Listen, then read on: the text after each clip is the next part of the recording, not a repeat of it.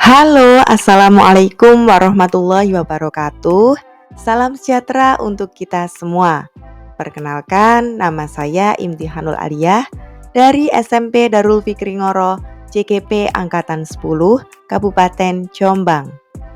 Di sini saya akan memaparkan demonstrasi kontekstual mengenai penerapan segitiga restitusi. Menurut Gosen, segitiga restitusi adalah proses menciptakan kondisi bagi murid untuk memperbaiki kesalahan mereka, sehingga mereka bisa kembali pada kelompok mereka dengan karakter yang lebih kuat. Tahapan segitiga restitusi ada 3. Yang pertama, menstabilkan identitas. Kemudian yang kedua, validasi tindakan yang salah.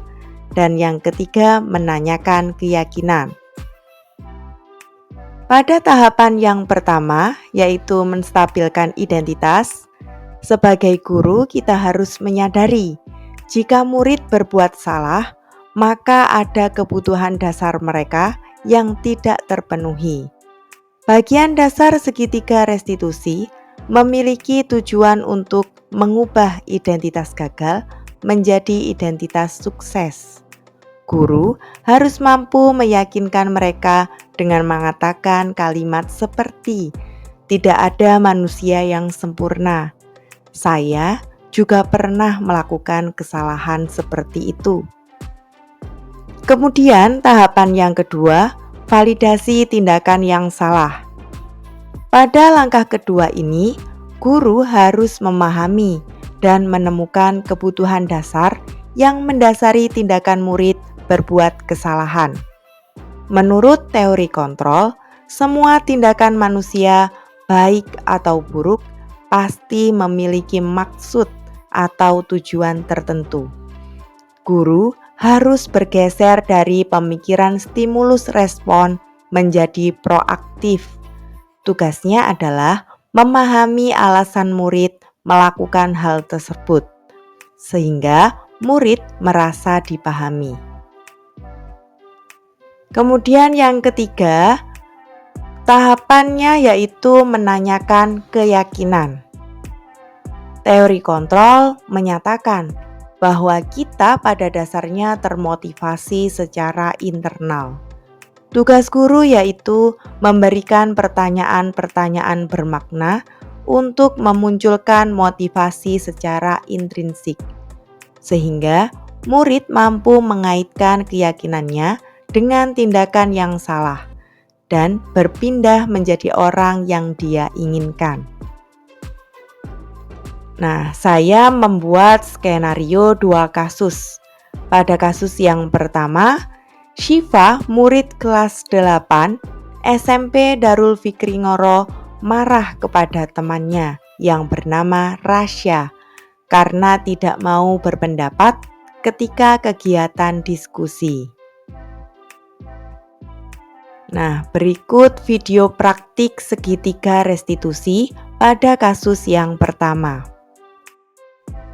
Syifa, ibu tadi mendengar dari Nur bahwa kamu marah dengan Rasya ketika kegiatan kelompok. Karena Rasya cenderung hanya diam dan tidak mau bekerja sama dengan kalian.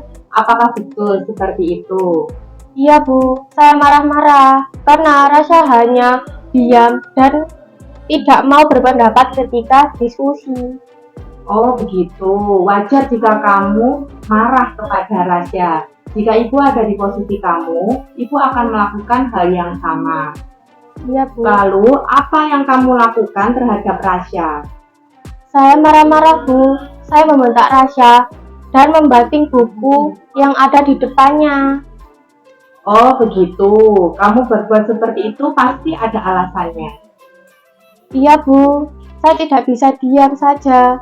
Saya dan 2 teman saya berusaha untuk memecahkan persoalan, sedangkan Rasya hanya diam dan melamun, bukunya pun tidak dibuka. Oh begitu, wajar jika kamu marah terhadap Rasya. Ibu juga salut dengan kamu karena kamu tidak melakukan hal yang lebih buruk dari itu, misalnya memukul Rasya. Sekarang coba kita pikirkan tindakan kamu yang marah dan membanting buku Rasya. Apakah sesuai dengan keyakinan kelas kita? Tidak, Bu. Menurut kamu, keyakinan kelas apa yang dilanggar? Saling menghormati antar teman, Bu. Iya, betul. Menurut kamu, menghormati antar teman itu penting atau tidak untuk kamu? Penting, Bu. Baik, kalau menurut kamu penting, jadi keyakinan apa yang harus kamu lakukan? Harus lebih sabar, Bu. Betul sekali. Jadi ketika kamu marah, kamu harus lebih sabar. Kamu bersedia memperbaiki masalah ini? Bersedia, Bu. Apa yang akan kamu lakukan untuk memperbaiki masalah ini? Saya harus lebih bersabar. Dan ketika ada teman yang tidak mau diajak berdiskusi, saya akan melaporkan kepada guru mata pelajaran. Tepat sekali tindakan yang akan kamu lakukan di sekolah. Tetap semangat belajarnya. Sekarang silahkan kembali ke kelas untuk melanjutkan belajar lagi, ya. Terima kasih, Bu. Sama-sama, Vika. Nah, berikut video tanggapan murid pada kasus yang pertama. Assalamualaikum warahmatullahi wabarakatuh. Perkenalkan, nama saya Siva Filasari dari kelas 8. Terima kasih Bu Iim. Saya senang sekali sudah diajak diskusi dengan Bu Iim. Untuk dapat mengendalikan amarah karena teman saya harus lebih banyak bersabar untuk menghormati antar teman. Sekian, terima kasih. Wassalamualaikum warahmatullahi wabarakatuh.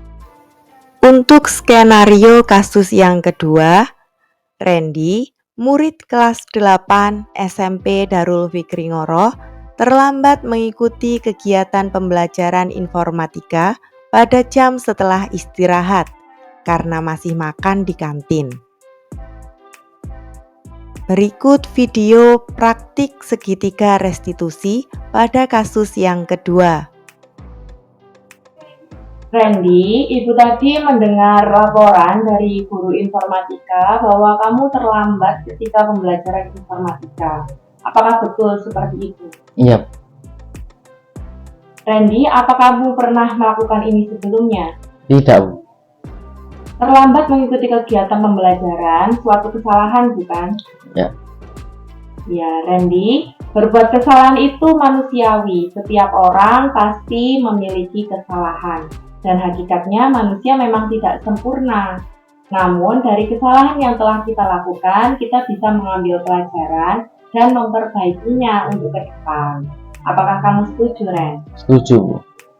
Randy, kita cari solusinya bersama-sama ya, Ren. Iya, Bu. Ketika kamu terlambat mengikuti kegiatan pembelajaran informatika tadi, pasti memiliki alasan, bukan?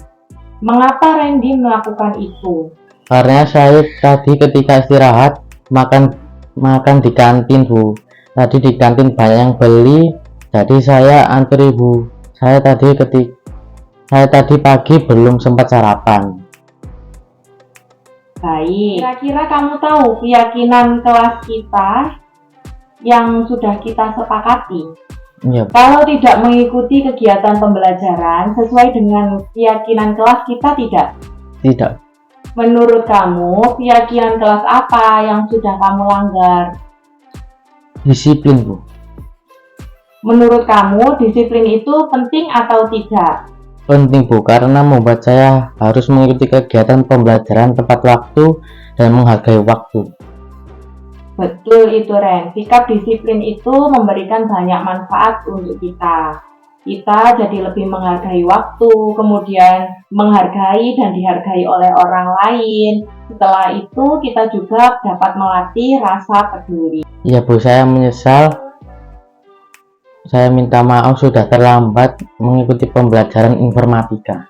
Ya, Ren, sikap yang sangat baik sudah kamu lakukan dengan meminta maaf. Kamu tadi ketika di kantin juga melakukan hal baik, yaitu antri ketika mau membeli makanan.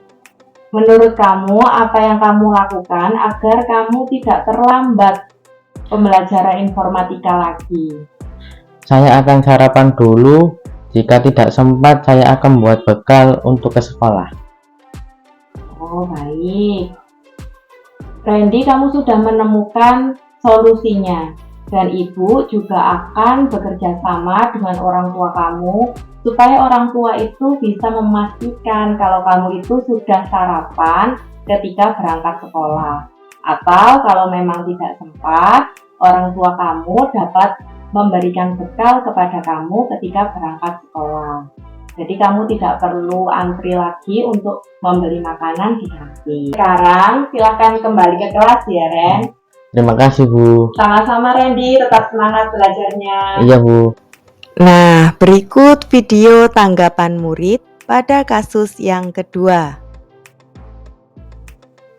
Assalamualaikum warahmatullahi wabarakatuh. Saya Randy dari kelas 8. Terima kasih Bu Im, saya senang sekali diajak diskusi untuk menemukan solusi dari kesalahan yang saya lakukan. Saya akan sarapan dulu sebelum berangkat sekolah atau membawa bekal ke sekolah supaya tidak terlambat mengikuti pelajaran lagi. Sekian, terima kasih. Wassalamualaikum warahmatullahi wabarakatuh. Nah, sekian praktik penerapan segitiga restitusi dari saya. Untuk segala kesalahan dan kekurangan, saya mohon maaf dan terima kasih sudah menonton sampai akhir. Secara khusus, saya ucapkan terima kasih kepada Randy dan Syifa, serta warga SMP Darul Fikri Ngoro. Salam guru penggerak, tergerak, bergerak, menggerakkan. Saya akhiri, Assalamualaikum warahmatullahi wabarakatuh.